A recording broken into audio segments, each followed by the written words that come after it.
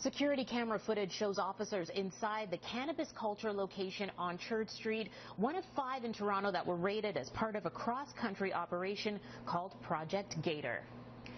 Good evening and welcome to City News. We're now inside of that Church Street location of Cannabis Culture. If you take a look here, all of these little jars here, they were full of samples of marijuana before, but they've now been cleaned out and seized by police just after the so-called Prince and Princess of Pot were arrested at Pearson Airport.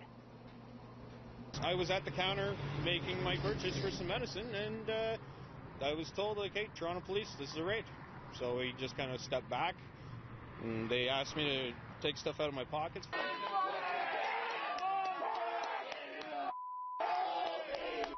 11 warrants, 7 locations raided, and 5 people arrested as the operation sent Toronto police right across the country, far west, as well as here in Hamilton, and of course, right in Toronto.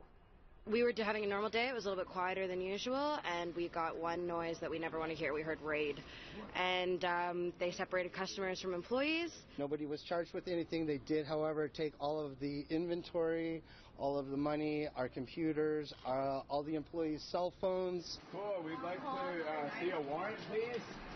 And raids went as far west as Vancouver, where upset customers staged a smoke-in on one of the city's most well-known streets. This morning when my employee showed up to open, as he always does, at 9 a.m., the police were already here. They'd actually been here since 8 a.m. this morning, raiding the building without our knowledge. We've all been here since that time. We're waiting to get back inside. One location was raided in Hamilton, and here in Toronto, security camera footage from the Church Street location was tweeted out by the dispensary, showing officers arriving on scene.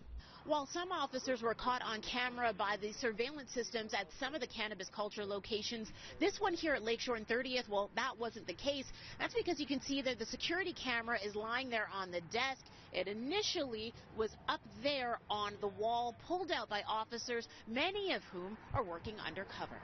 Although legislation legalizing marijuana has been promised by the federal government, right now these shops are still illegal, and that's why Toronto police say they started this operation.